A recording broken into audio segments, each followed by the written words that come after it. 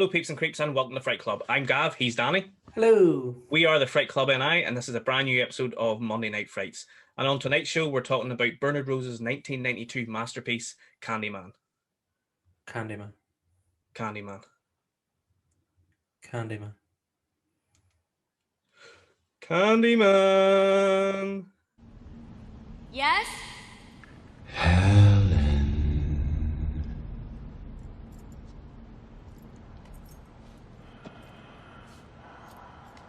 Who is that?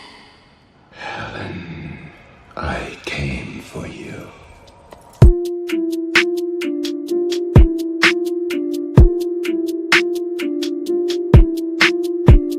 And we're back with another episode of Monday Night Frights. It's season 3, episode 12, talking all about the 1992 film Candyman. As you can see, we're being joined by a very special guest, our main man, Mr. Bort Reynolds. Oh, Bort Reynolds, man! Yeah. Wow. I'm pretty sure we have mentioned Gary on a number of occasions. So he has finally graced us with his presence. Wow, Yes. it is my esteemed pleasure.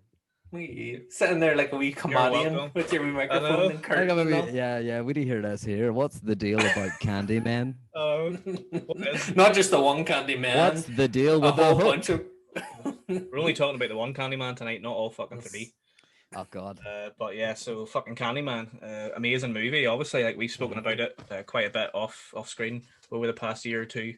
I love it. It's one of my favorite horror films ever. When did you first see it, Gary? I seen it.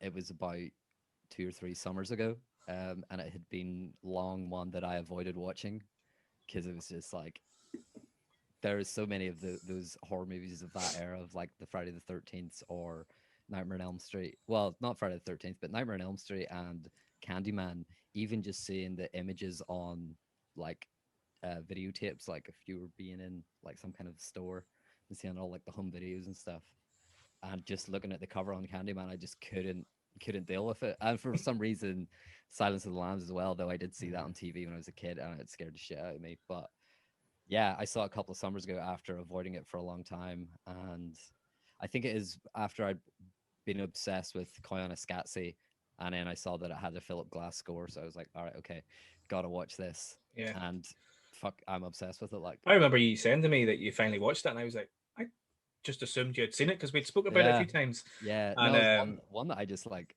I don't know. There's something about it, just the imagery on the, you know, like whenever you used to see like the boxes on the tape and just feeling like, what the hell is this? Guy with bees in his mouth, like, no thanks. I know. Danny, what about you? When did you first see it?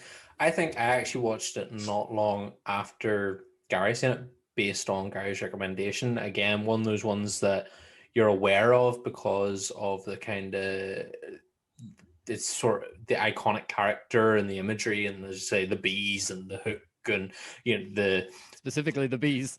Yeah, bees. No. But the and the fact that it's based on like urban myth and stuff, and you actually when you watch it, there's a fair few urban myths kind of thrown in to the mix, which again we'll get into when we're chatting about the actual film itself. But yeah, I think I watched it probably not long after Gary watched it based on his recommendation. And again, just being like, you man, watch whatever it. you're doing, stop doing whatever you're doing and watch this. Go watch it. So yeah, I watched it around the same time, but again, grew up seeing the images and stuff and not fully understand it, but you understand the idea of the myths. Say his name so many times in a mirror and he'll get you. So Yeah. what about Amazing- yourself? When amazing was the first film. time? I saw it back in the day. Like I rented it from the video store. Which one? What video store? Yeah. The one probably in Horrible beside the Dolphin. I can't remember what it was called. That's the That was was it not No, an extra vision as well? Actually, No. it might have been the extra vision that moved down the road from there, because that probably closed down at that point by 1992. I could get my dates wrong there. I'm very sketchy with dates. It was probably actually 93 or 94 that I saw it on video actually, because it's always it's a year after it was released. Yeah. But yeah, it was fucking unreal. I remember just we used to go to the video store every weekend. I stayed at my sister's. We'd rent horror films, and we were always trying to find something new because at this point you were kind of always going back to older films. Like let's watch the Elm Streets or the Halloweens or even some of the older horror films. But I remember seeing this and being like, that's a new film. Let's get that. Oh, he's a big dude with a hook in his hand. He looks fucking scary as fuck. And he was scary as fuck.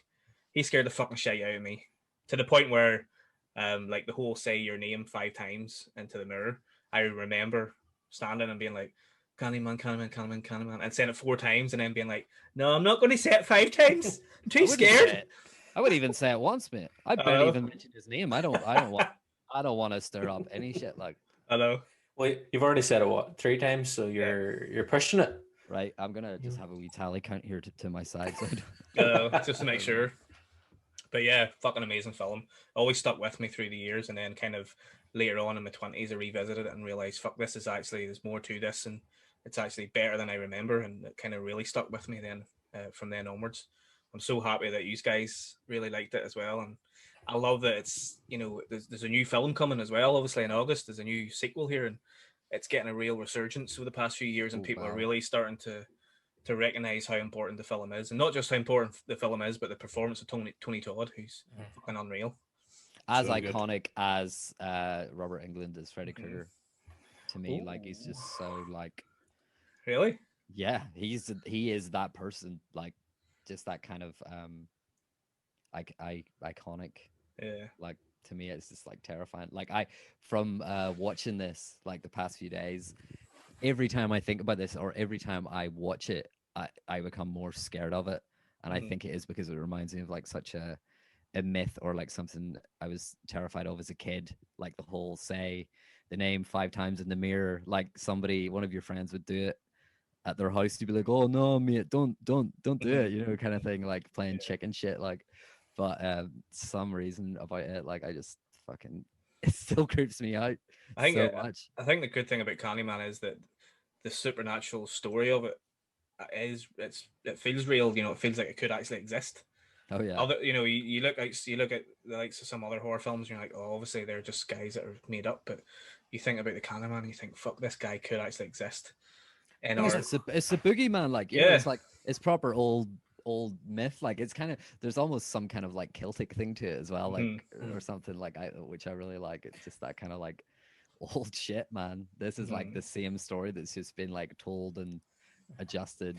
Well, that's it. You've got, you know, obviously Candyman, but it comes from like Bloody Mary and every other sort of notion of the mirror-based demon that's going to come and get you. But I think with Candyman, the more interesting thing you were saying about it being like real is that he's one of the few horror icons where we actually get to see his face. You know, he's not got a mask on, or he's not horribly burnt, or he's not a creature. He is, you know, he's the face of a man. And apart from when the bees die, well, that's the one time he kind of, when he opens his mouth and all the bees come out, you go a bit like, fuck.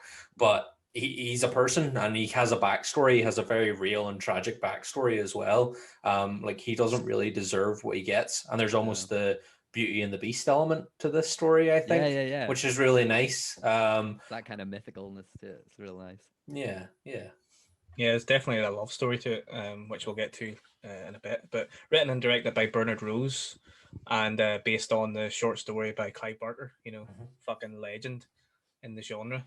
The short story is called The Forbidden. Have any of you read the story?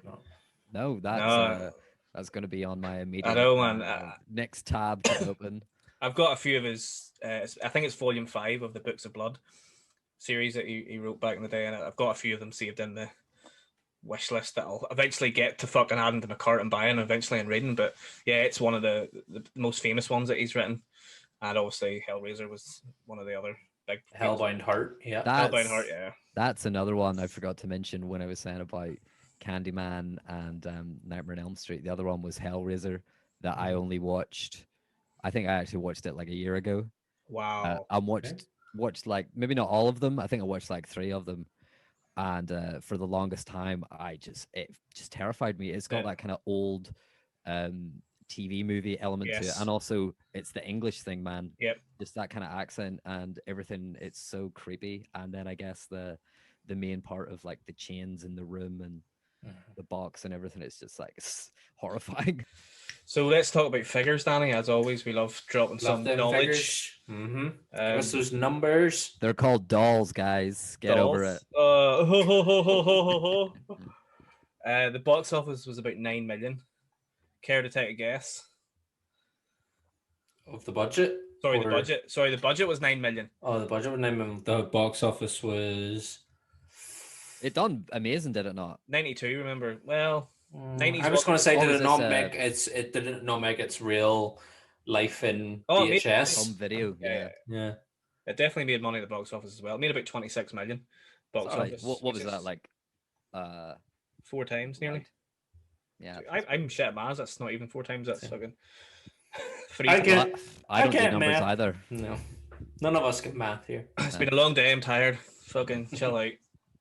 But yeah, so we were talking about the Forbidden the short story before Oh, yes. we start talking about the box office. I haven't read it, but I'm definitely going to read it. But there was obviously a couple of major differences between the original story and Bernard Rose's version. The original story was set in Liverpool, which is Oh. Clive Barker's hometown, and it still dealt with a lot of the same sort of class issues. And it was apparently it was more about the character of Helen being inspired by graffiti, which obviously you see the graffiti in this one as well, which is really fucking awesome, by the way. Yeah. So But cool. the character of Helen was kind of investigating urban legends surrounding this graffiti, and she comes across this character called Candyman. I have seen the sketches. Have you ever seen his sketches of Candyman? No. He looks like a pure bum with big mad hair and stuff. Mm.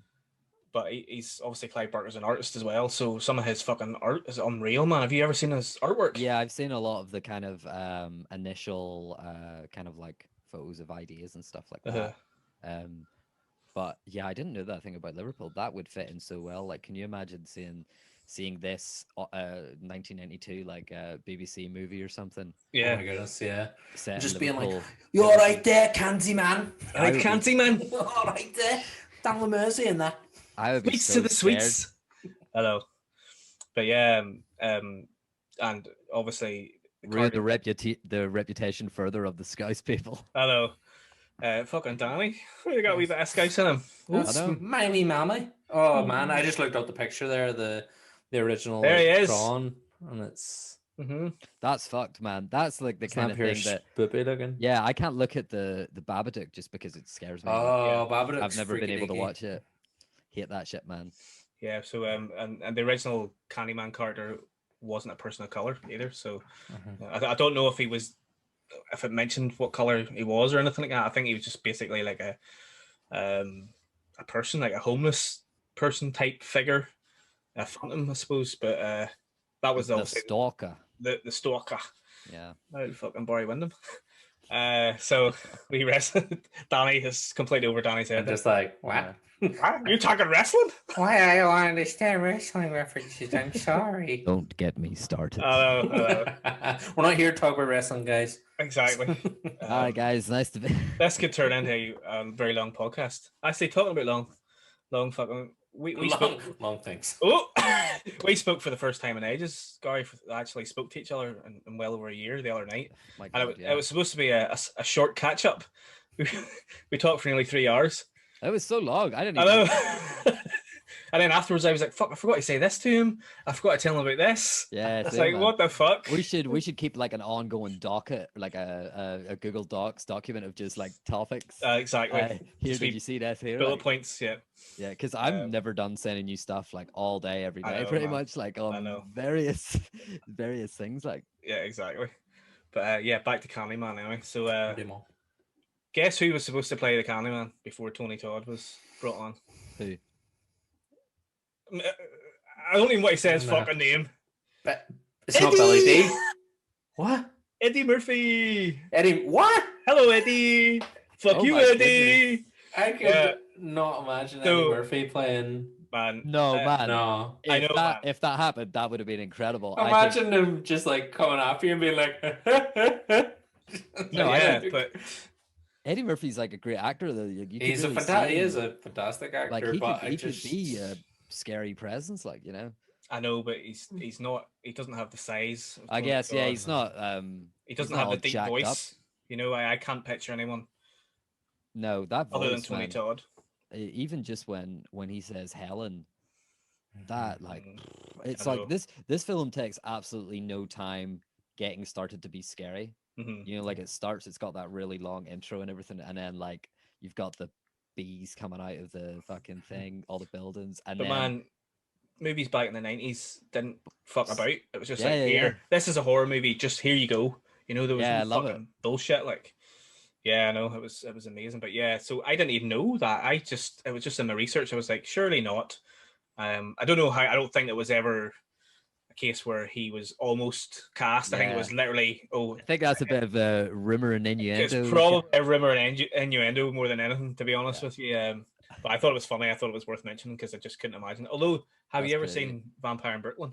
Wes Yes. Craven's Vampire in Brooklyn. Yeah, man. Yeah. So there I you love go. that. Yeah. That's sort of. But again, it's got more of a comedy tone to it. I think because Eddie Murphy, like all the films he did before, you would have almost been like, oh well, when's I think it's one of those ones that people going into would have been like, well, when's the funny going to happen? That's true. That is, With Eddie Murphy, whereas Tony Todd, like we don't get that. Like he is just sinister, like absolute sinister being the whole way through this. Well, it could have been a completely different movie. I would vote to say that I would like to see an Eddie Murphy Candyman if it's just mad funny. Like I'd be up for that. like a Willy Wonka Spoof. Candyman. A spoof Candyman, yeah. That would be unreal. Where was the spoof Candyman? We never got that. No. Scary Movie got to get back on that. Aye. We should write it. I'll take us 10 years to write it. We should write a lot of things, Gav. I know. We have been writing a lot of things and we're still fucking writing them fucking years later. Yeah. But anyway, so Virginia Madsen, who plays Helen, and she's fucking amazing in it. She was actually originally up for the part of Helen's friend, Bernie, the journalist. Yeah. And then they wanted to cast a woman of color in that role, so they cast the actress that played her, and it was supposed to be Bernard Rose's wife at the time that was going to play Helen, and then she fell pregnant, so they went back and cast Virginia Madsen in the role of Helen. She's phenomenal in this film as well. Also, she's just like Gillian Anderson. Man, I literally was just about to say that. Such an aura, and just like she's so sick. Like she's Scully, like, isn't she? Yeah, very Scully-esque. She's like in this. She's kind of like Scully making a wrong decision, or like Scully in university deciding to decide to do a paper about something that she probably has no right really to even do so, and become a habitual line stepper. But this was 92, and X-Files was 93, wasn't it? The year after this, was it? Yeah, it was pretty much around that. So maybe Scully, maybe they kind of based the character of Scully also, off her a little bit. I wouldn't say that, but I think it's like just like such coincidence. They're both like the wardrobe and everything. They're so stylish, and like their hair and everything, and they're just really cool. They've got that same look about them, and they actually kind of do look similar a little bit as well. But yeah, both amazing actresses. But apparently, Sandra Bullock, a very, very young Sandra Bullock, was potentially in with the chance of playing Helen before Virginia Madsen got the part. I can see Sandra Bullock doing it. Absolutely, yeah. You could see her being like pre-Speed. When was Speed? Yeah, it was like 95, 94? 94, 90. Something like that. Yeah. This is useless information that we should I know. These are the only numbers I know, but like, where they'll get you, I don't know. I know. I mean, there's a lot. I do write notes, but a lot of times I'm like, oh, I think it's this, I think it's that. So, yeah. Writing notes can only get you so far. Danny writes fucking no notes. Danny keeps everything in that big head of his. Big shiny big head. old shiny dome. That's it. It's radiating information. Like, I think the only time there's a couple of times I've written notes. The most recent note writing was for Ghostbusters. The Ghostbusters episode, I did make notes. But Jaws episode, that was all straight from here. That was straight from me. I fucking love Jaws, and I'm still jazzed that we got to talk about it. Weirdly enough, Eddie Murphy was originally supposed to be in Ghostbusters, so it's weird that he was supposed to be in Ghostbusters and he was potentially going to be Candyman. I thought you were going to say that he was supposed to be the shark in Jaws. Bruce, fuck you, Bruce. Talk about blue balls, like that would have just been. No, that's way too far out there. Like, it's crazy. Oh my god! I want an animated movie of Freddie Mercury and. Freddie Mercury. Why did I say I was like, where did Freddie Mercury come from? Sorry, I'm watching TV and there's a Freddie Mercury. Just instead of the oh my god! Just every time that doo goes, all the audience does do as well. It's like some BBC Four music documentary or something. Imagine the shark had a wee fucking moustache and the big little. And then when it dips out, it's like. Fuck's sake. Do you know what? Before I came on here, I fucking knew this would just spiral into just us talking shite. Like, Making I- noises. for anybody watching this, I apologize, but it's going to continue on for the next hour. We will Yeah. continue talking about Candyman stuff, I but know. we will divert to other random things. Let's get and back noises. to Candyman. Lads, did you know that they used real bees in this film?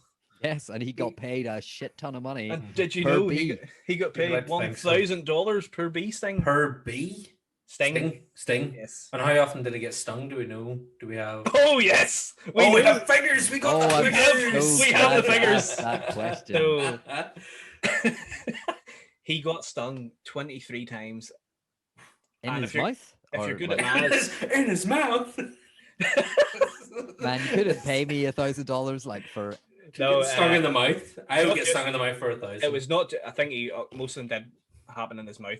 Obviously, that scene that he had the bees in his mouth, that was real. Although he did wear like a protective thing in his mouth, they still stung him.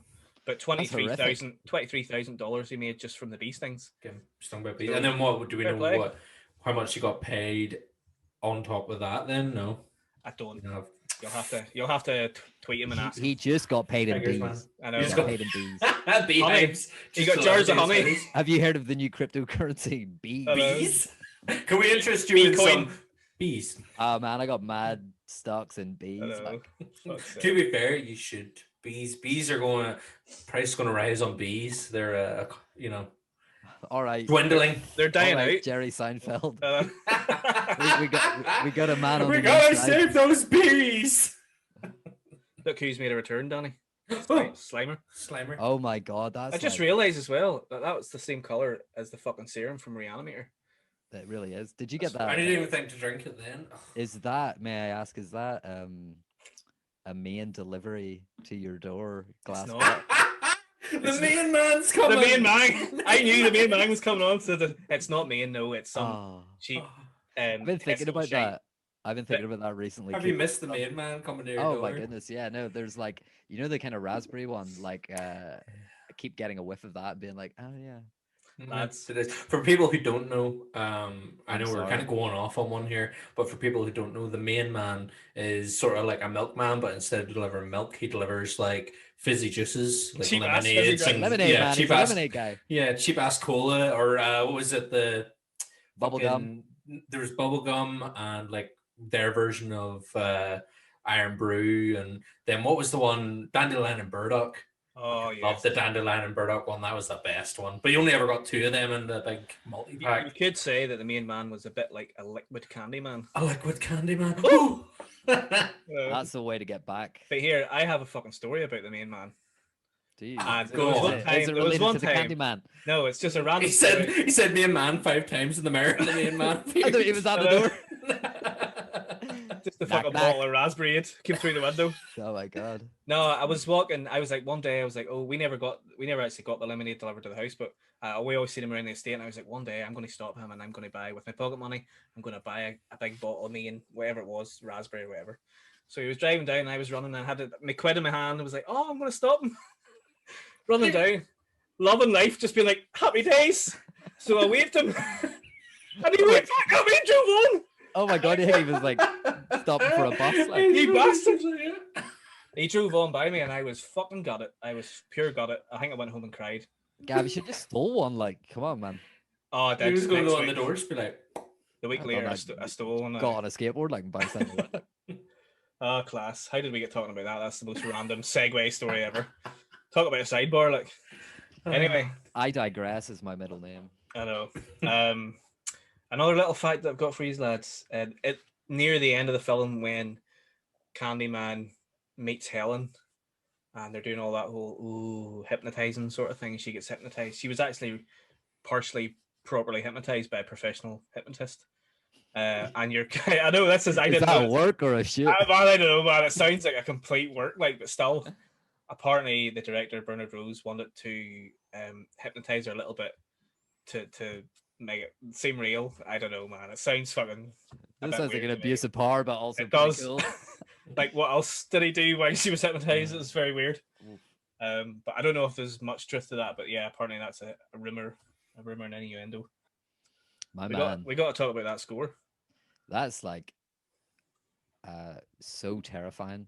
like, see, I was thinking earlier, I was actually just thinking about like the whole feeling of the film, and like when you're watching it, it's the same feeling you have of when you're at a funeral.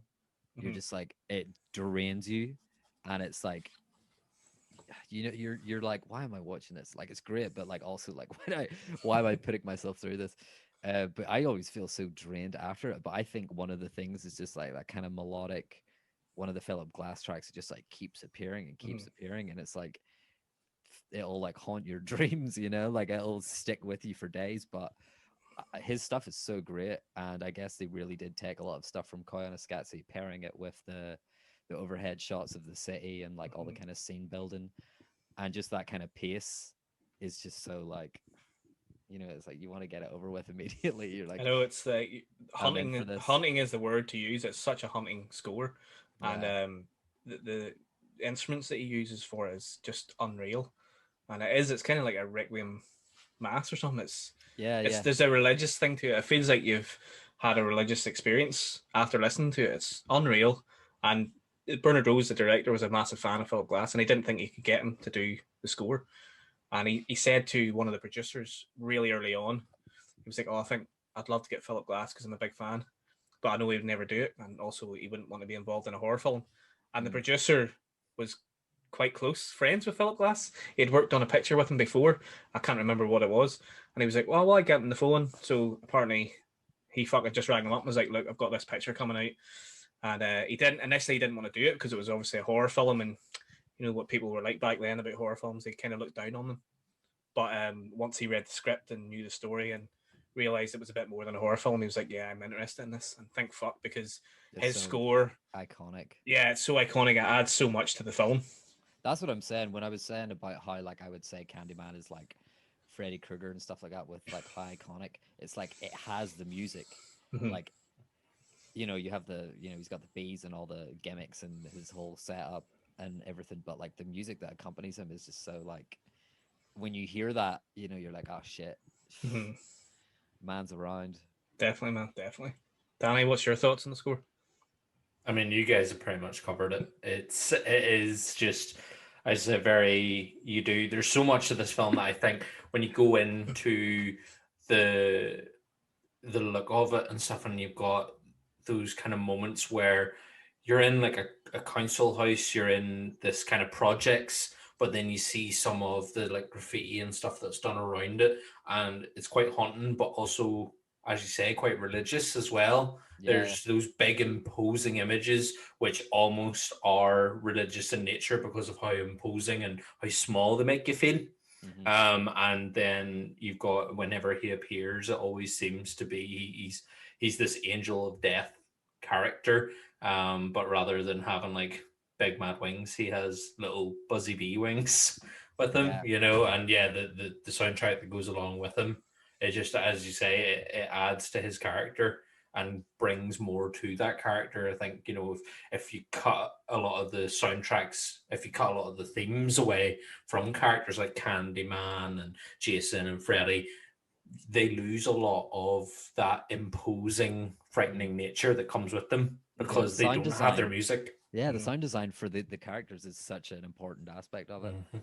As we said in last week's episode about Jaws, a lot of what makes the shark frightening is not even seeing the shark.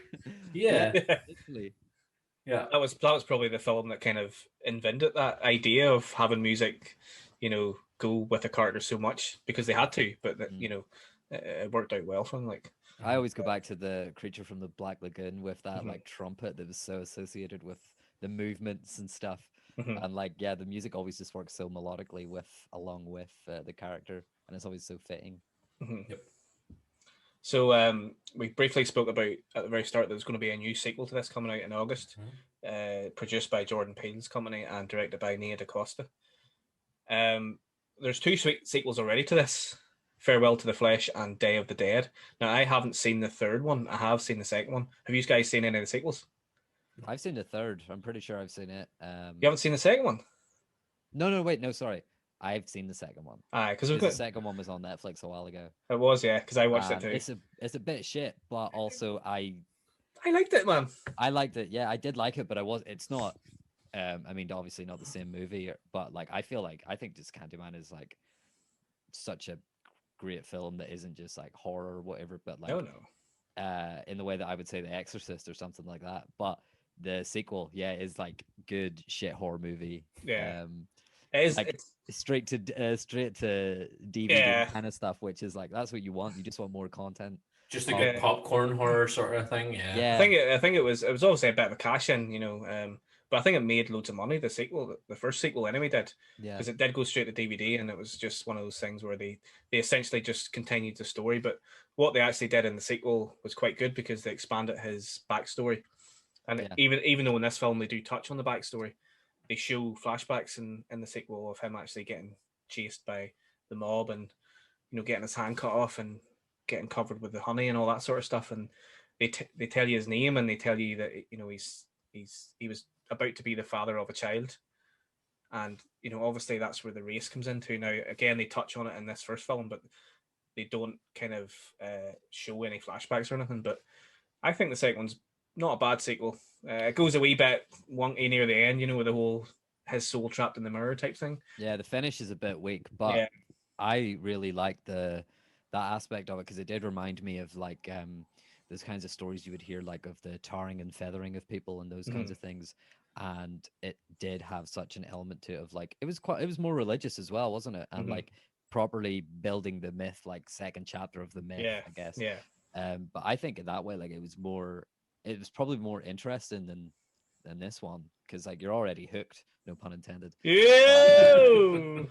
But yeah, because I mean the ending of Candyman with the fire and stuff is like, it's not that it's a great ending or anything, it's just it's over and that's fine. But like with the second one, yeah, it's a bit of a weak finish, but that is every bit expected when it's just like cash in sequel. Yeah.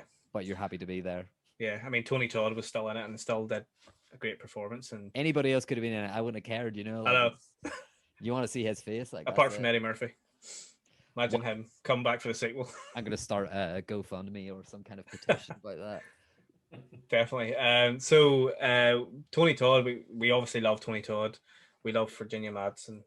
Vanessa Williams was in it, and she's come back for the sequel in August. Oh wow! But another character that was in it was Xander Berkeley, who's legendary sort of 90s journeyman actor who's been in loads of cool films and franchises over the years, and he was recently in Walking Dead, and he was obviously in Terminator 2, and he's been in loads of cool fucking films. But he's unreal. Like I hate him so much. I know, so do I. And he's one of the biggest heels on TV, and he just always plays that kind of horrible character where you just want to slap him. Yeah, he's real swarmy in Candyman. Like I think when I watched it, it was one of those like, I've seen this guy's face. Who is this guy? I don't like him. And I couldn't even tell you about whatever else I've seen him in apart from Terminator 2. But even in Terminator 2, I'm like, this guy's a shithead. He's like, he's got proper deadbeat stepdad vibes. Yeah. And then in this, he's that amplified by just being a professor who like sleeps with his students or whatever. Yeah. And abuse of power and stuff. He's just a bit weird. Like, yeah, I remember him from Terminator 2. That was the first time I remember seeing him. But I've seen him in loads of things over the years, and I always forget that he's in Candyman. And then when he pops up, you're like, there's fucking Xander, the fucking cunt he is. But fantastic. I'm sure he's a lovely man. He actually I'm not so confident. No, I am confident because ages ago, whenever I watched this as part of the Fright Club watch party thing that we did fucking about a year ago on Twitter. Yeah. And I was tagging him in a few of the tweets, and he got back, and all he was chatting, he was like, "Oh, have you got to the part where I get disemboweled yet?" Which is obviously towards the end. My favorite part. And I was like, "No, not quite there yet, but I'm looking forward to it." But yeah, so he seems like a lovely man, but he always plays like characters that are just people hate, or that he dies, or he just what is it about him that he's just one of those actors that play those horrible characters? In all in the face character. It's very I'm forgetting the name of the guy, but the name of the guy who's in Near Dark and Aliens and Bill Paxton. Bill Paxton has like, I mean, I've grown to love him so much, but like back in the day, like you'd be watching even Twister or whatever, like everything in it, he was just like certified bastard, like just didn't like him, man. In He's Twister, like, he's not bad in Twister, but I know what you no, mean. but I didn't even like him, man. I didn't even like him for some reason. But then even him in Predator 2, where he's like the most self-parody. That's like Yes. one of my favorite characters ever in anything. And he's just such a dickhead, I know. but he's so great at it, and also he's very lovable. He's such a lovable character. He sadly passed away a few years ago, but Yeah. he's been in loads of films over the years. Everyone loves him, but he is a bit of a party actor in that way. A little bit after a while. He's It's just kind the of association with. he's sort of over the top a little bit maybe. Yeah. But he plays one of the worst characters that he's ever played was in Weird Science. I don't know if you remember Weird Science. Fuck man, go and watch that. You would fucking love it. I mean, weird. Seriously. I'm familiar with the, I'm familiar with the term, like, but Nah, you go and watch the film. He's such a cunt in it, and oh my goodness, he's just typical Bill Paxton, like that real sort of like, ooh, Yeah. burping and fucking. That's the film that I can remember. man, he's a real life Homer Simpson. He really is. He's just a horrible character, but Just obviously a burps and farts. fantastic and actor. Like, but it's annoying. really annoying in Weird Science. Sounds like Danny. Like, nope. But one of the other characters that we have to talk about in this film is not a person; it's a building. The bees. Cabini Green. amazing. So obviously, it's set in this kind of projects, or the whatever you want to call it, council block. We call it a council estate here. But yeah, the projects, Cabrini Green in Chicago, and lovely setting. Like we love our kind of shitty settings. Like, and I love that. That it's right up there. brick. We talked about it in the His House episode, how much we love the kind of council estate setting. Again, we're both like big fans of the likes of This Is England and all. So to kind of see the American version of like that kind of council estate setting, and as I said, the kind of projects aesthetic, it's just what a place to put it in. And I mean, the fact that the whole notion is urban legends, and I mean, don't really get any more urban than this, Yeah, it's very like these are the kinds of places that like kind of where I lived or like hung around, parts of like Bali and Ballykill, and these little like estates had very similar looking housing blocks and stuff like that, and the same kind of thing of like, don't go to that one, don't go up those steps, don't use the lift over there, whatever it was. That I remember whenever I started to watch it, it was initially like that was like the main character to me. Firstly was the world in which it was just like set, and like how this was something that had such a hold on everybody around, and or their parents or something else, and something that like you would have people in the area trying to adopt, with the whole like persona of the Candyman that was in the flats. It wasn't even you weren't seeing him out in a car or something, like. Yeah, I used to run around places like that as well in my youth when I lived in Ballycale. Specifically, I remember a wee flat that you weren't supposed to go to, and I was hanging about the door one time, and I got chased, and a guy kicked me up the arse. Oh my God. I was running away, and I couldn't run away quick enough, and he gave me a boot up the hole. Fucking hell, man! I used to get chased out of places like that so much from just like hanging around and stuff, and it was like you had all these like local characters who were like almost as if they were some form of a horror movie character or something, I know, but I just love that whole sort of broken down, decrepit estate. You see it a bit in Wolfen. Have you seen Wolfen? No. It's a great werewolf movie, and it's kind of broken down areas, urban, that kind of thing. And the thing about Dutch, is that a Dutch film? No. It's What I'm thinking of. oh fuck me, Albert Finney is in it. Okay. It's really good film. It's werewolf type film. It's very different to a traditional werewolf film, but it did come out the same year as American Werewolf and The Howling. So that was a bit weird. Yeah, 81. There was 3 werewolf movies. And also, man, as well, just while we're talking, I've looked at and been like, yeah. Also, while we're talking about Wolfen, Wolfen, you would fucking love it. I'm almost certain I've recommended it to you before. Probably have, because of 2 things: the urban decay, and it's got a wee bit of the Predator night vision thing going on. In fact, this was pre-Predator. Amazing. So I'm certain Predator kind of nicked this Yeah. night vision thing from Wolfen. So go and check that out, man, if you can. But Cabrini Green, what a fucking setting. And obviously it's a real setting. So Yeah. they had the film on location in this real place. And I think they spent about 3 to 4 days filming it. But there's real, there's real gangs and stuff there. And there was heavy off-duty police, I would say, kind of circling the area to make sure nothing happened. But I'd seen in an interview with Bernard Rose a while back. I was just watching interviews with him, and he had said that they had a van, and they were obviously all their gear was in it and stuff, and they were kind of finishing up filming, and they knew that they had to leave because they seen someone standing on the top of the flats with the fucking gun pointed at them, and they were like, "Do you know what? I think we'll maybe just finish up here and go." So they had just about outstayed their welcome, but nobody got injured, and the scenes are great. Like that scene where Helen and her friend Bernie come out of the car for the first time, and they're walking, and they're wearing their scully long trench coats, and they're walking, and they see the gang, and they're sort of and then they go up the steps, and they go into the building for the first time, and they go up those small steps because they can't go into the elevator. Yeah, they look like they look like narcs, like and all the graffiti and all, and just the wee small narrow steps, man. That's fucking great. Looks great on screen.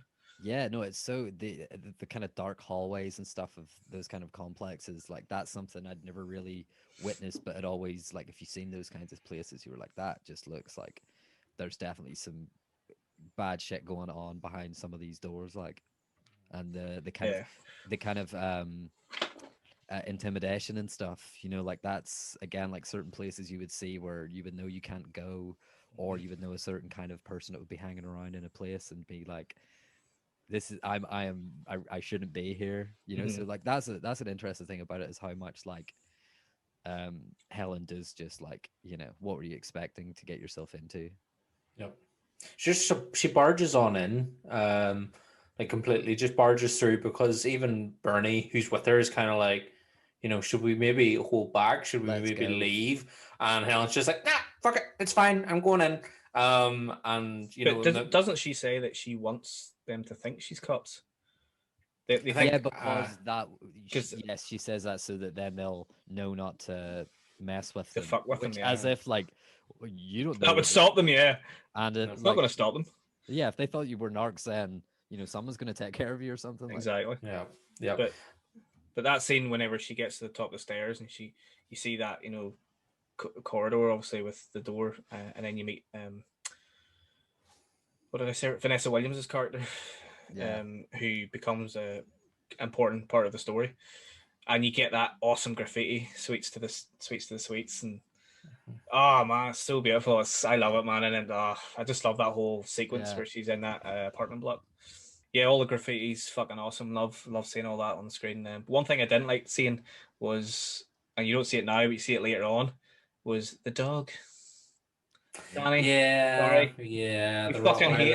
We hate dogs getting injured or dying or anything, and this is really brutal. It's awful. This one comes with, this is like such a content warning. Like you would think that this was directed by Ben Wheatley with how gruesome it is. Like, but yeah, it's rough. That's when it like it kicks off. Like there is some like it doesn't have like a massive body count or anything, but like there are just some real gruesome like just that kind of imagery and those kind of scenes. It's just like it's brutal, man. Yeah, and it's coming. Yeah, it's kind of there's a you bit hear the bark and then you're like, there's a bit of setup, and then after she meets him, she blacks out, doesn't she? And then she wakes up. And she wakes up in the apartment with the dog's head beside her, and then isn't it the dog's body's like mangled in the crib? Yeah, isn't it? And there's like blood everywhere, and then so rough. The Vanessa Williams' character is like, she's pure screaming, and the baby's been kidnapped, obviously, and it's just crazy. I mean, it's brilliant acting from her, but fuck, it really goes downhill after that. It's mental. The bit it's so horrifying. Like all the events that precede that, or sorry, everything like that follows that is just like it gets worse and worse almost. Like it's so brutal as well. There's even before that, when you're going in, so she climbs through that hole in the wall, and you've got like I hate that shit. The mouth, the candy, the graffiti, the Candyman's head like screaming, and you climb through the mouth, and then she finds like the pile of sweets on the floor, Mhm. and she goes to pick one up and ends up, cutting her finger on the razor blade, which again is another urban legend that it ties into that whole notion of Wee Sam. Wee Sam and his Sam from Trick razor or blade Treat. candy. But that again is based. Her whole thing is searching urban legends, and here's another urban legend, which Mhm. again around Halloween time tends to pop up with the whole check your candy thing, which Mhm. actually is there's no truth to strangers putting razor blades in candy. Is based on a crime that happened. A father had put poison, like basic rat poison or something, into pixie sticks, into his kids' pixie sticks, because not long before Halloween he'd took life insurance out on his kids and tried to Wow. poison them to gain money. Wow. And that's where again, that a lot of people sort of say that's where the origin of that idea of spiked bladed candy comes from. That's Lovely. nuts, man. Way to dampen the mood there, Danny. That's nuts. Delivering them facts, boy. Hello. I'm the figures man, you're the facts man. Anyway, so Candyman. Stop killing dogs. That's it. Kill people if you want. Stop killing dogs. Kill all the people you want. Leave the animals alone. I mean, you- it's such a like what is it in High Rise when it's just like it's the first line even in the book about the dog's carcass is just like lying I after know. drowning or something. It's like they love to put that kind of detail in it because it is so like emotive. Because they know it's more horrifying than a lot of other things that you can imagine, really. Yeah, The death of animals. yeah. It really is. But And you never see it actually happening, so it's like thank it's God. almost like just like that's how they get out of like maybe breaking out of a rating like an R-rated movie is so they can do these kinds of things where you don't actually see anything taking place and it's just Implied violence. yes, which is the scariest violence is when you Of don't see course. the source of it or whatever. Exactly. It's like, where does this come from? But I love that scene when she crawls through the bathroom window, isn't it? It's The behind mirror. the cabinet. It's behind the cabinet, the bathroom. Yeah. And that scene was based on a real life crime as well, apparently. Yeah. Have you been seeing all this stuff? Like, because it'll, I've been sent it a few times. Like, people are talking about it on like it's like a Twitter thread or on TikTok. It's big on TikTok, I think, the whole Yeah, true crime thing. No, but that specific one of like behind the mirror in these kinds of certain apartments. I think it was like in New York or something, or like blocks of flats, and those kinds of things with what lies behind it. And I was just like, that would be the worst thing that could probably happen to you. I Is know. discovering that about like anything about like home invasion of that kind of nature is just like the most terrifying thing as well. And like, yeah, if it's some kind of Candyman-esque ghoul that's going to be crawling in your mirror at night, like that's definitely not on my list of things or list of visitors I want over at my place. Like, fuck no way, man. But I love that scene where she's got the wee camera and she's just walking around just snapping things. I just love just the sound of the camera and just the flash. It works really well. And also it uses stills, so in those bits, Yes. whenever she takes a picture they put the still in. Like, I always thought that was so cool. Like, That's that's another thing about how interesting the editing is in this, and like how every scene will start and end with the kind of little signature sound piece of music. And like it kind of, that's like a whole thing about it, is it lets you kind of like breathe and like take in all the stuff because it's very well separated and stuff, like in chapters almost. Yeah, and the fact that they show stills during those scenes, it adds another element of realism to it. It's almost presenting itself as a true crime.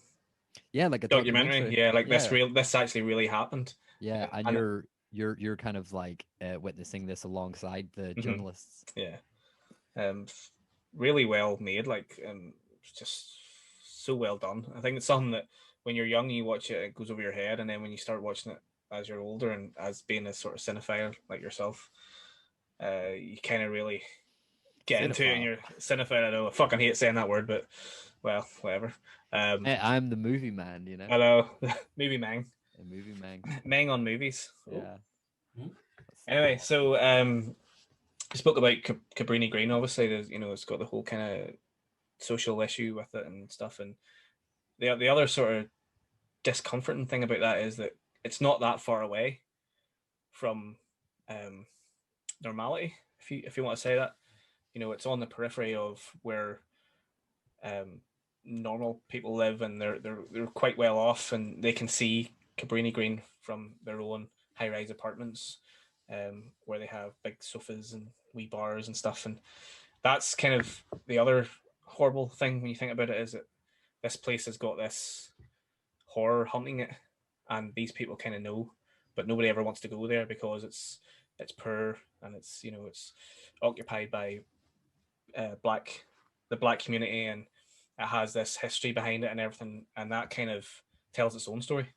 Yeah, I think it's so it's oppressed, like that's the whole thing about the area, and they know that like there is absolutely like there's no chance for anybody there. Like even the architecture and everything of the place, it's set up to fail, and it's set up to spend the least amount of money and get the most amount of people that you don't want in the same place, and it's somebody else's problem, and then it becomes like they're that's how they everything becomes it's all the crime is isolated and it's there and it involves the residents and everything, and then you're just like what, like of course this was going to happen, and like this is the thing that will like history is just repeated, like repeats itself, and then you'll have people like Helen and stuff coming in to do like some kind of think piece on why why is this happening, and it's like, well, because of whoever is in power of whatever kind of area and how they distribute money and social housing conditions and stuff, and it's like they're never supposed to be that good, like even whatever kind of numbering and stuff you would see on the doors or on the areas, they're like supposed to be the most like ugliest, like looking like something that's on like a cell block. It's they want it to look it's not even that it's brutalism, it's just like the buildings and stuff, everything is just so oppressive. Yeah, it is very much is like a prison, really. Yeah, and I guess that's the nature of those kind of high rises and stuff, is that we've seen it in loads of different kind of movies and stuff where it's just like that's the heart of the whatever the issue is. I think it's interesting that you were saying about like how it's almost like a true crime documentary, and there's a sense of realism to the horror of the surroundings, and the fact that it seems to be like an isolated horror, but then it's the fact that through that horror, and there's almost like a paranoia within the community, that the first time we kind of see the Candyman, it's not actually the Candyman, it's somebody pretending to be the Candyman, and it's when she's attacked by the gang, and it's their, they're trying to keep this kind of outsiders out by using the urban myth, using that terror that is in their own community to keep out trespassers as well. But again, you kind of wonder, well, is that character, he's taken on the Candyman mantle to kind of show his authority and his power within his community, and he's using it to strike fear into trespassers, but also to lead his own gang and to be an imposing threat on his community. But again, it's all about those kind of power struggles, and he's using the symbolism of Candyman to enforce that. Yeah, symbolic to other gangs or people that live there as well. It's something that they probably feel belongs to them, and they want to keep it for themselves because it doesn't belong to anyone outside of that area. But it's it's this idea that you see it in society today. It's never going to go away. It's always going to be there. But this kind of idea that systemic sort of racism or against a certain culture or race, that's what creates not just fear within that community, but that's what creates the crime, and this is intimidation as well. Exactly. Is such a big aspect of it, and how that builds into the myths of an area or the place or the people who are there, Yeah, and it's created because of this, and Candyman was created because of racism, really, when you think about his backstory and stuff. So it's phenomenal. I just love the buildings, and I love the story behind it. But also, Candyman is obviously like slang for, drug dealer and stuff like that in certain areas. Like, so I like that aspect too, because you're sort of thinking it kind of throws a wee bit of a red herring out there whenever they visit this estate, and they're talking about the Candyman and stuff, and they're like, right, is it just a drug dealer? Is it just a crime lord? And you know, is this urban legend? Is this community addicted to this urban legend? Is that what their addiction is? It reminds me of like, you know, like some of the murals and stuff you'll see like in Northern Ireland and those kinds of things, where it's like you know, the kind of idea of this myth, or like, you know, something that happened to a certain place or certain kind of people that belong to an area. It's like they'll never get away from it. You know, it's you know, the reminder is around the corner, painted on the wall, literally. And it's such an interesting thing about it as well, like how within Candyman, like you associate so much of it with the kind of urban areas and stuff, but then, you know, like you'll come from there, and then the next scene you'll be at the university, you'll be within the kind of theater aspect of it, and then the next scene you're in, you know, Helen's at her place, and her place is like ridiculous. It looks like Kelsey Grammer's place from Frasier or something, times 10. With the view at the window and everything, which is very different, and it's odd because it's like she has a friend over and everything, and it's like she's kind of showing it off and stuff, and it's like, you know, it's like a kind of odd juxtaposition. Yeah, it's the parallels between the two. Yeah. It's an interesting, you were saying about this whole notion of, you know, I said about they're trying to keep there's a paranoia within the community and they're trying to keep it to themselves. And you said about the addiction to the myth, but we never actually get to hear the Candyman urban legend origin story from somebody of the community. It's from another professor, you know, when they're out at dinner. And he's saying, "Oh, you could read my paper from 3 years ago," and he is actually the one that divulges to Helen and to us, the audience, the origin story. But again, is his interpretation, the way he tells it, is that how somebody in the community would tell it, or would they even tell it because it's theirs, it belongs to them, and does an outsider have the right to know? Well, I would assume that because that professor is white. And he's quite a posh man, isn't he? He's got a bit of a snaggletooth, like. He is. He definitely is. He's got a wee posh accent. I would imagine that he's been told the story that his ancestors have told him for the reason, you know. And I would also imagine that the community that lives in Cabrini Green, who's holding on to this legend, have been told a slightly different story. I would probably the same idea. Obviously, it's the same figure of the Candyman. Because we get that lovely mural towards the end of the film, which we kind of see the, you know, what happened to him, and then you get the close up of it was always you. Yeah, you know, they're closer to it, and then that's such an interesting thing about it when it comes to the sequel, is that like, you know, they already have maybe a better understanding of Candyman than Helen or the other guy who's the professor, just like coming in out of nowhere and thinking he knows something because he read an article or, you know, whatever it was. He wrote a paper. He wrote a paper. He seems like the sort of quintessential person who, he read something and was like, oh, I need to write a paper on something, so I'm going to, you know, use this little story that I've read and I'm going to embellish it and I'm going to build it up into something else, and then I'm going to, you know, make something of it. Yeah, and then pass it on to everybody else. Yeah, it's Chinese whispers. But you said, you know, the writing on the wall. I mean, there is a line of dialogue that Candyman says, I am the writing on the wall, I am the whisper in the classroom. What a fucking line of dialogue that is, man. A whisper in the classroom. Holy fuck. He survives in the same way Freddy survives. He has to be believed in.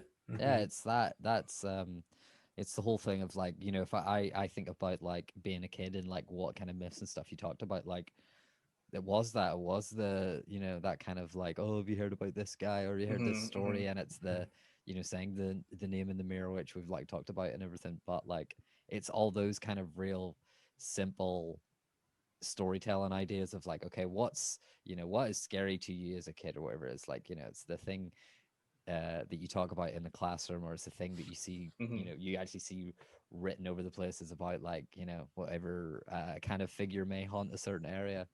But you can imagine that crime lord who was calling himself the Candyman, he's probably lived there his whole life. He was probably a kid who was told that story, and he grew up believing the story of the Candyman being this urban legend, and he took over the mantle because he was doing it for his own reasons, to control. But fuck me, what a line of dialogue! Yeah, that's. I mean, this whole script's full of amazing lines Mm. of dialogues. I don't know if it came from the original story from Clive Barker. I imagine a lot of it did because he's a fantastic writer. I Yeah, mean, some of the things he writes is just how did he write those? Like, it's all very eloquent as well. Like, you know, yeah, it's there's something really to it. But that's I was interested. I'm not sure of the screenwriter or the whoever wrote the script. You know, what was it was uh Bernard Rose, the director, he wrote it as who well. he co-wrote it, I think, with like a ghostwriter who I don't know who the other writer was, Yeah. but so well written, so well Yeah, written. it's awesome. Like I can't say enough interesting things that I like about it. Yeah, I wanted to just talk on like the sequel. We mentioned the sequel a little bit, and we'll not talk about it too much. But doesn't that professor die in the sequel? Yeah. He dies, doesn't he? Mhm. He gets killed early on in the sequel, but That's what we all wanted to see, you know. yeah, yeah, 100%. It should have actually happened in the first one, but anyway, Yeah. in the sequel, the Candyman story gets expanded and explored, and you find out his real name. There's a bit more of a backstory there to him, but he becomes a little bit more of a sympathetic character, I think, in the sequel. But is he a sympathetic character in this film? I think he is. As I said at the start, I feel there's a real kind of Beauty and the Beast element to this, and we kind of, even though yes, we get the backstory from the kind of white snobby professor, it kind of when you hear the reason for why he became this cursed character, you're kind of like, oh well, that's awful, like that's tragic, and it's rooted in like slavery and the brutalism of the whites, and you're kind of like, fuck, well, fair play. Like if you had your hand cut off, replaced with a hook, and covered in honey, and attacked by bees, you'd probably be pretty fucked off and want supernatural revenge. Um, but you're kind of wonder as well then, like, why take out on that community? Why is it he's haunting that community? But again, it's probably because of that community that passed down the myth and call upon him with his name.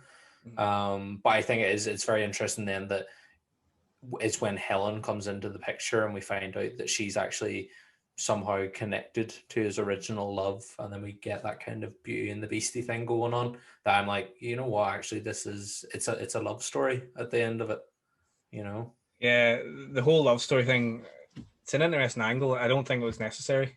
Obviously at the end you sort of see that image of her, and it's kind of like she looks like his former lover back in the day and all that sort of thing. So you've got that element to it. Didn't think it needed that, but it did help to expand the story and I suppose lead to the sequel. As I said, I haven't seen the third one, so I don't even know what that one's about. I always like that aspect of the kind of the romance of it, but the real issue in this one is that like it should be Bernie and Helen, that should be the couple. Mm-hmm. These guys should just be a couple of who are also a private investigating firm or something. Mm-hmm. Like that's where I still get the same. This is X-Files, man. This is just like this whole movie could be a standalone spin-off of an X-Files episode. Oh yeah, 100%, definitely. That's how I look at it. I like Helen. I like that Helen gets her revenge in the end. You kind of she now becomes a part of, because his whole thing the whole way through it is like, let's do this together. Let's go out for blood. And in the end, she gets her revenge on her partner and all when he starts saying her name in the mirror. But again, is that something that is explored? Because as I said, I haven't seen the sequels. Is that something that's explored in the sequels? Does Helen make a reappearance or no? No, I don't think she's definitely not in the sequel. Yeah, no, it's interesting because like it's really odd that that's what it turns into, because that whole aspect of the film, I feel like the ending is kind of rushed in that could be a whole drawn out kind of sequence of events and stuff, and how everything, like, whenever she gets burned and everything, like that's horrific. Yeah, that's kind of the lasting that's a great memory. ending.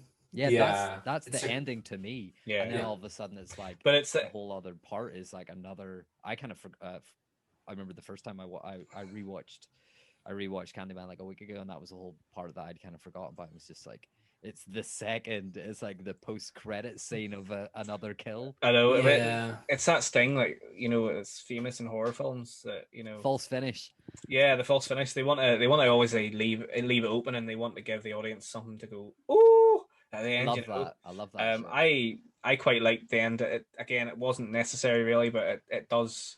It just gives us a little sort of thing where she kind of, after all the shit she's went through, she's died saving this boy, and sort of proving herself that she wasn't telling all the lies, and that she Also proves their worth. Like she becomes a part of the myth.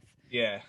But She is very involved in it from there on. They she throw also the hook down and all into her yeah. grave, which again I was kind of a bit like I'm sure not that whole community coming down to like the graveside and all, and it's like white savior bullshit. Well, yeah, there's definitely the element of the white savior thing, which is been debated and talked about quite a lot in films recently as well. I think it's interesting in this because it's like, I mean, I don't know if that's something that originates in Clive Barker's story, that whole element of it. But I think it's quite interesting, and like, it's one of those things that watching Candyman now, like I can't imagine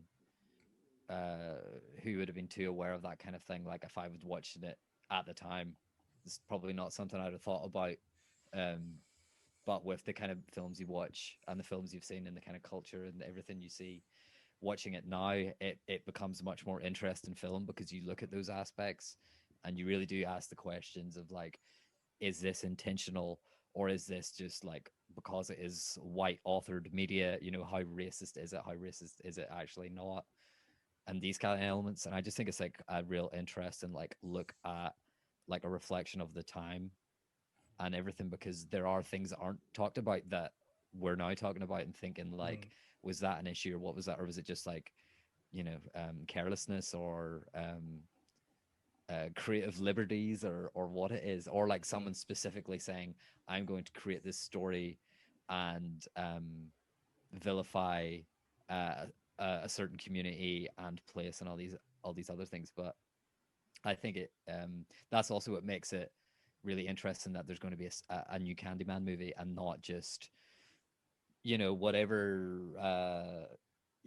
Texas. I mean, I guess that it's quite interesting. There's a new Texas Chainsaw Massacre coming out only because it's is it not like Irish Brothers or something are making it? They were involved, but they're not anymore. Oh well, no, they were originally. That means I'm not interested in it. I know, man. I was fucking got it. But there is a new Evil Dead coming out that's got the Irish director. Oh, really? Is that? I think yeah. The last thing I saw about Evil Dead was this game that's coming out. Video game. Like, this is exactly what I want, this kind of universe. But with Candyman, it's like it's great that there's going to be a new one. That's everybody has an appetite for that kind of story, and as well as seeing like I know it's produced by Jordan Peele, and like everything he touches turns to gold. So it would be great to have another one, whatever it is. Or I know he's not directing, but a new Candyman, I'm quite happy with that. Yeah, we'll talk about that briefly in a wee moment. We'll just go back to the white savior thing. Yeah, obviously it was something that was never I was never aware of it, obviously, because I'm white, so it's not something that I would ever think of. But recently, it's something that I have been aware of, and it's difficult for us three guys to talk about it because it doesn't really affect us. But there's been a lot of those things pointed out in different films over the years, and you can sort of point to different films and think, oh, look at this white character being the hero and coming to save this black community or this black character or whatever it is, and you kind of do think, fuck yeah, I didn't realize that. It's always the movies that you would watch, and it's like some kind of like whenever there's a mention of voodoo, that's like the immediate like red flag. But in this kind of thing, it is different, and it's what I find most interesting about this, and it's what I kind of thought was cool about it, is that how much this kind of issue in a certain area is like a housing crisis issue, and poverty and everything, and it is very reminiscent of like certain tower blocks and stuff in like Belfast, and like the housing in Derry and stuff, especially like during all like the kind of civil rights era stuff with Bernadette Devlin. And there's like obviously that's just because that's something that's on our minds. That I think it's a very similar kind of issue of that oppression to, I mean, it was Catholics, but in this it's to the black community and stuff. So it's quite there's those kind of parallels that I draw with it. So it's more of a class issue about the toughs not liking the working class people, essentially. You know, and it's still very much an issue that's valid today. You know, we've seen it a few years ago with the tower that was it the one in London that burned down? Yeah, that burned down, and then they were blaming the people that lived there and all this bullshit, and they should have you know looked after that because you know loads of people died and stuff, and it was like, oh, they were sort of pushed to the side because it was in this certain area, and you're just like, fuck me. Also, it's horrible, man. You know, it's like, what was that, like 4 years ago? I think it was like 4 years ago or something, like a few days ago, or whether it's coming up. But like, whenever I go to get the train, I can see it, you know, and it's like, it's not just gone away. It's a thing that was never really resolved, and nobody ever really was held accountable for anything. Yeah. And that is a similar kind of thing that you would see in Candyman, where it's like they're blamed for everything, and they're kind of just left with the ruins of other people's decisions that they have to then try to figure out their lives, which is the same as this kind of story, I guess. Yeah, and that's exactly what causes the spiral. You know, the crime, the fear. It's a big vicious circle, and it doesn't ever get resolved because nobody wants to hold themselves accountable. Yeah, and exactly. There's never that, and there's never any stories of anything that comes out after of any wrongdoing. Obviously, it can't be undone, but yeah, it really is just a class divide. And that's another thing in Candyman with like how you see it's the wife of a professor who's, you know, doing, I don't know if she's doing a PhD or whatever, you know, like that kind of opportunity and that kind of privilege to be doing. And then she goes in, you know, it's like, I would always see, like, being at uni, you would see people having certain projects on thing, or whether it was like maybe homelessness or other things of that nature, or class when they were of a different class and stuff, and just seeing how those kind of things would go on. And it's cringy. It's almost, I know. the whole aspect of it with her going into this place, and she does her whole kind of front, you know, she does very much look like somebody who, that is their whole thing, is that they're not going to be aware of anything to be fair, kind of area. Yeah, to be fair, she does get stuck in. You know, she doesn't of shy away. You know, a bit like what's her name from Silence of the Lambs? Exactly. With her big trench coat, you know, she gets stuck in as well. Fear the white woman, man. Yeah, it's the white woman in peril. You know, that's the white woman in peril, and it's that whole idea of going back to the love story as well. The white woman in peril, who is some sort of love connection to this big bad man. It really just is Beauty and the Beast. It's really funny. Yeah. That's not. I mean, I kind of thought of it at one point, but not really something I followed. It is just Beauty and the Beast. You know, Forbidden Love, and the original story was called The Forbidden. So you know, that's bringing it back to that there. It's even the fact, you know, at the end, you know, the end of Beauty and the Beast, you have the mob coming with their torches, and in this, it's that mob mentality. They're all coming to come after the Candyman, to come after the Beast. Yeah, and just very interesting then, and the fact that she does, like, yes, she escapes from him in that moment with the fire and saves the child, but ultimately she gives herself over to him and becomes part of his mythology. You know, she is now part and parcel of that. You say my name, I appear, and we'll kill you. So right, well, let's talk about the sequel that's coming in August a little bit. Gary, I know you're not big on trailers, so have you seen the trailer? No. Fuck me. So we can't really talk about the sequel then.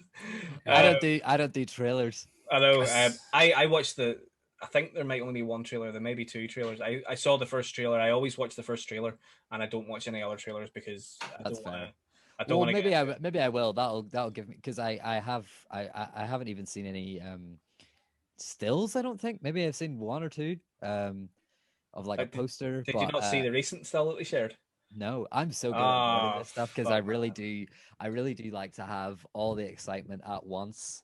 You know, like I've told you guys before, just like movies I've ruined for myself or whatever, of like overexposing, and then, like, you know, when you a while ago you used to get the oh, if you went to see this movie at the cinema, they played the opening 15 minutes of fuck another film. that. That kind of stuff, and then you'd see it online and everything. And yeah, at a certain point, I just like ruined it for myself. So I try not to watch anything. And if I'm in a cinema and I see a trailer and I don't want to see it, that's the worst thing. Like I'll like kick up a fuss or something. Danny, have you seen any of the trailers? Yeah, I seen it. Right. Last time I went to cinema was on before the start of Conjuring 3. Sweet. They showed the trailer for wow. it, and yeah, I'm excited. Like it was real. Because what was it they had? It was like a slowed down version of "Say My Name, Say My Name," and I was did just see like, this. "Fuck!" I was like, did "That's see great." this. Well, there was that first initial I completely forgot. I did see it. the first initial teaser trailer. It's being directed by Nia DaCosta, and everything that I've seen from her in terms of like interviews and stuff, and just the way she talks, she just seems so intelligent, and she seems like she's really into it. And the first teaser was the wee shadow puppet, black and white thing. Did you see this? No. Mhm. And it was the shadow puppets, and it was unreal. That was the initial teaser, and that just got me going. And then they showed the trailer for it. It was obviously supposed to be released last year, the film, and we'll not spoil it too much. We maybe can't even talk about it if you don't want to know anything about it, Gary. But basically, it was originally being presented as a reboot stroke remake, which I was dead against, and then it was soon changed from being a reboot to being a sequel. And Yeah, that's what I wasn't sure about, because I remember when I first talked to you about it, like Yeah. a year ago, I was like, "Have you heard about this Candyman remake?" And you were like, "It's not a remake," and I was like, "All right, okay." And that's kind of at the point where I cut ties with like just kind of having it on my radar. I'll watch it when it comes out, like I can't wait, but that's as much as I kind of knew about it. And then I did see the Say My Name trailer, because I love when they do that kind of stuff, like like when they did it in Us with I Got Five on it and all Yeah. that stuff. It's just like, I know. it's so great. And it's basically Vanessa Williams. I know Vanessa Williams is back, and I don't really want to talk about it. I have my own theories and stuff, and it's not like out there theories. It's pretty obvious theories as well. But I just think it's going to be amazing. It looks great, and I think the way that they're telling the story from the trailer, maybe there's going to be a massive twist. I don't know, but from the way they're telling the story in the trailer, it's going to be unreal, and I can't fucking wait, man. Oh, I can't wait. When did you say what next? It's out in August, I think. I don't know the yeah. date. I Summer. don't know the actual date, but yeah, it's definitely out in August. Wow, that might have to be the first trip back to the cinema. Like I haven't been to the cinema since Yeah. I saw, I can't remember if it was The Lighthouse or no, it wasn't that. I can't remember the name of the film. It was Did you work at a Parasite. cinema? Didn't you work at a cinema? You did just work at the cinema. Pre-pandemic. Yeah. I haven't worked at the cinema since probably like 2019. 27th of August. 27th, right? Sick. Get that on the Right, calendar. sweet. Well, we'll definitely Oh, we should do a get a chat about that. Yeah, let's do a follow up. We'll do a follow Yes. for Nia DaCosta's Candyman, produced by Jordan Peele, which is out in August. It looks fucking unreal. Just, I hope it lives up to the hype and potential and everything. I haven't been reading anything about it. I want to go in fairly dark to it as well, other than the first trailer, but it looks unreal. I know I'm gonna love it. That's I just love it when they do these other ones and it's a different take on something. It's not just a cash grab or whatever. It is an interesting. It's definitely not a cash grab. I can tell that. Yeah, exactly. You can tell that just by listening to her talking about it. It's 100% not a cash grab. Yeah. Oh no, I mean, like, just whatever studio wants to do studio, a remake. Yeah. Right, lads, we've been talking about this for fucking ages. Is there anything else you want to touch on? Do you want to talk about some of your favorite scenes before we head on? I love the scene. Obviously, I've already spoken about the Cabrini Green and stuff, but I love the scene where she gets captured, or she's in the hospital. Is it a hospital or police station? And he appears to her and he hovers above her. That's fucking unreal scene.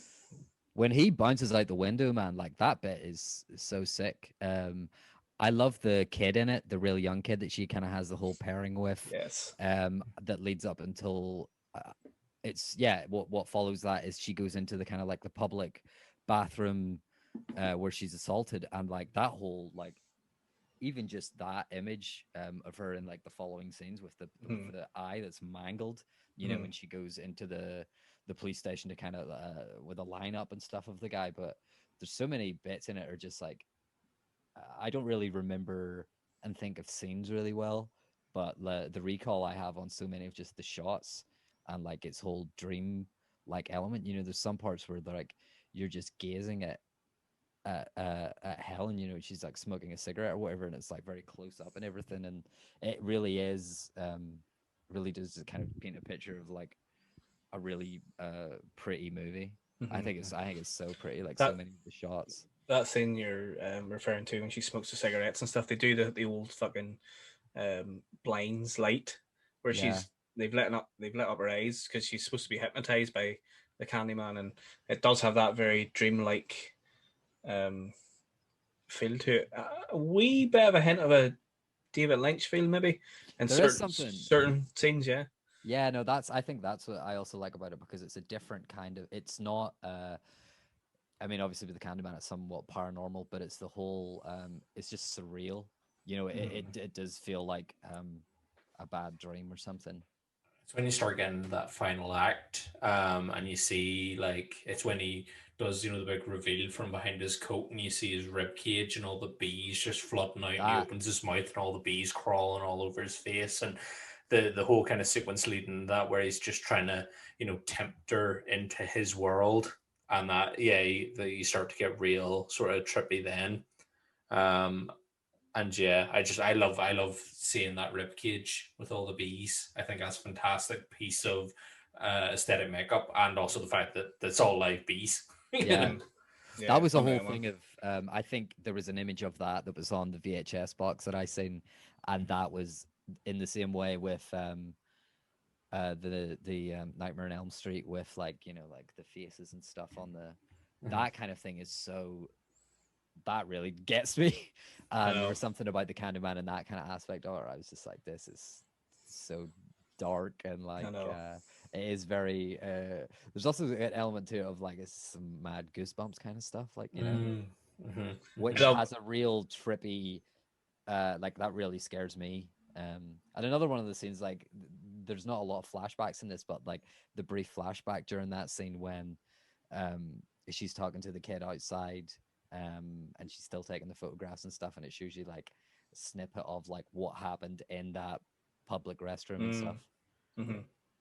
It's the one that's towards just when the bonfire, and you're saying about that kid, and there's that fantastic moment where he's just gazing into the fire, and he's kind of looking at what looks like a corpse, where you can kind of tell, like, obviously he's looking at it and thinking that's the Candyman burning, but because it's just this kind of like silhouette against all the other kind of trash that's in the bonfire, I just thought that was great, because I was like, we're looking at it through this kid's eyes, and we're meant to interpret it the way that he is, as that's the Candyman burning, where we've won.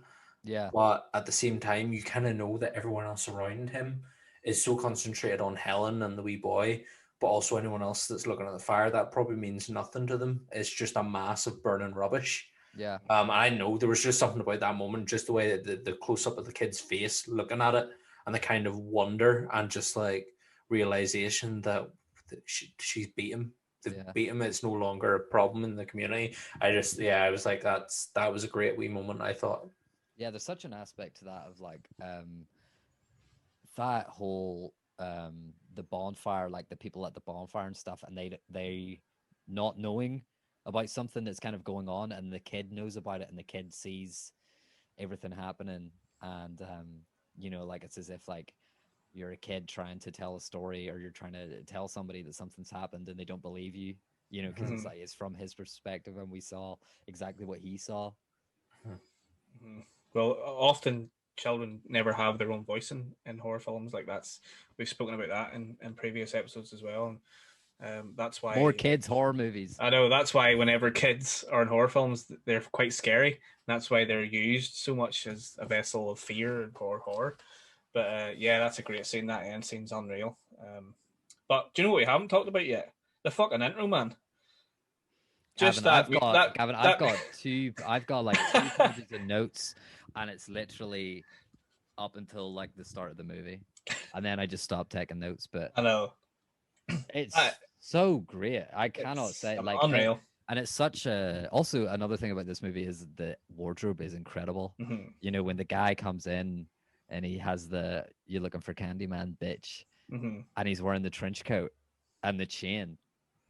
What a look! I know. It's so great.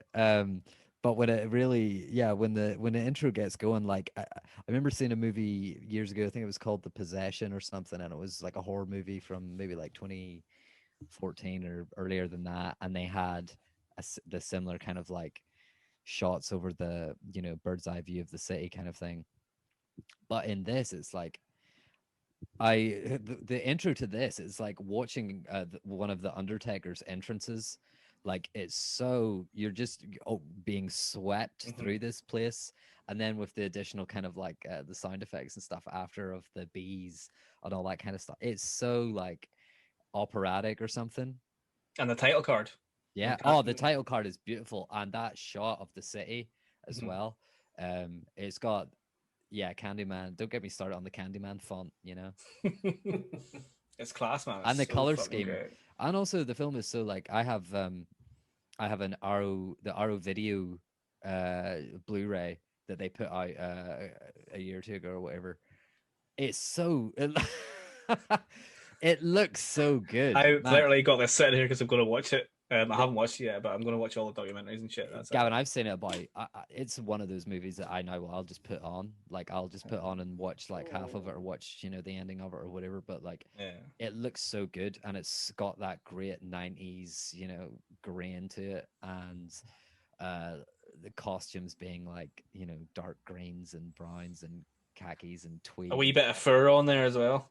It's such a autumnal movie. I know. And all the cigarettes and the cigarettes with of the course. sunglasses, Yes. just it's just cool, man. The girl's just cool, I love when she's wearing the sunglasses because she's got the black eye, yeah. and she's smoking the cigarette and she's doing that thing. She's sort of biting her lip and stuff, and you can just see the bruise. It's She's all fucked up from it, like It's like a very pleasing visual for some reason.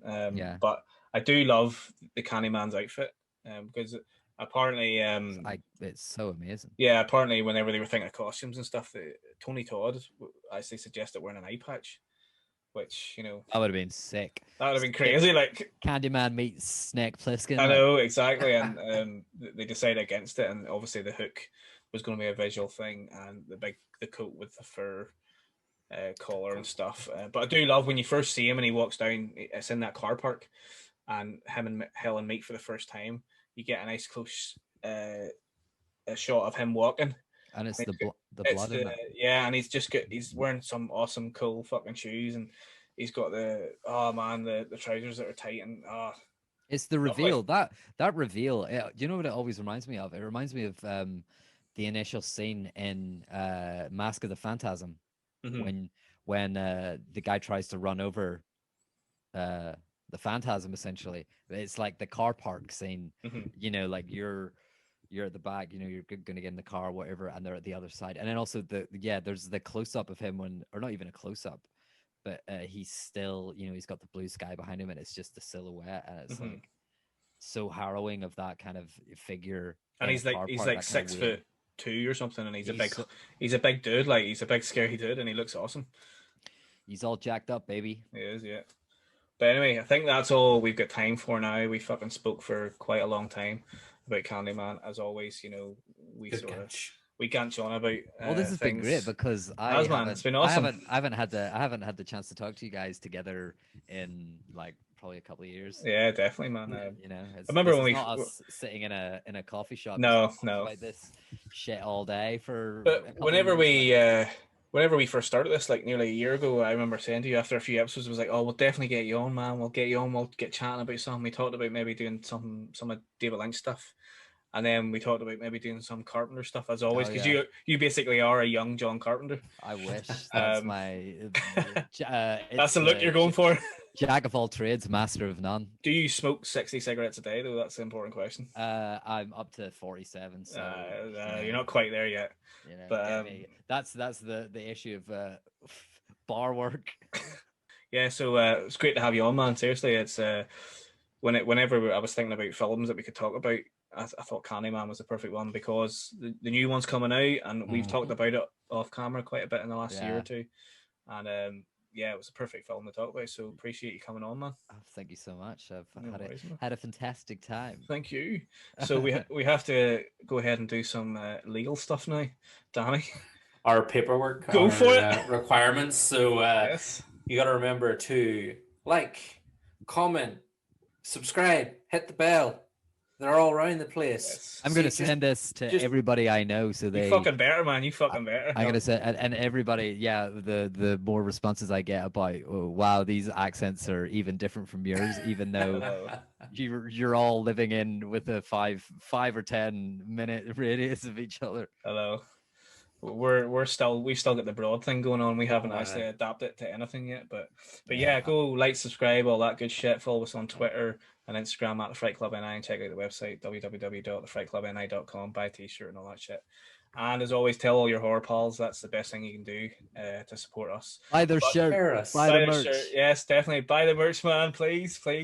Manscaped, come on, give us some fucking ads. Where's our sponsorship? Oh my Where's god! our sponsor? You guys need a beer sponsor. That's my whole thing of like, whenever I would love to start a podcast or something, just so I can tag, whatever kind of cigar company or sponsor us, Main. The main man will sponsor. Let's get the main man in. You should get a main sponsorship. That's what should be coming up. McBurney Transport or something. And then you should get a collaboration with Main where you do a Halloween, do like an orange flavored mineral or pumpkin flavored lemonade. Yeah, or like blood red, like that's, get on that, man. The next time, pumpkin spice lemonade. Next time we have a screening, we'll get them to provide the lemonade. That's get a refreshment stand. Exactly. Class, man. That's a great idea. Definitely doing that for sure. There you go. You got that one for free. Happy days, man. Right, we'll get you on soon for another episode. We'll probably be another fucking year before we get on, but we'll see. We're all busy, but happy days, man. No, it's great to speak to you. But that's everything we've got to say now. Until next week, take care, stay safe. All the best, guys. Cheers. Bye. Good night.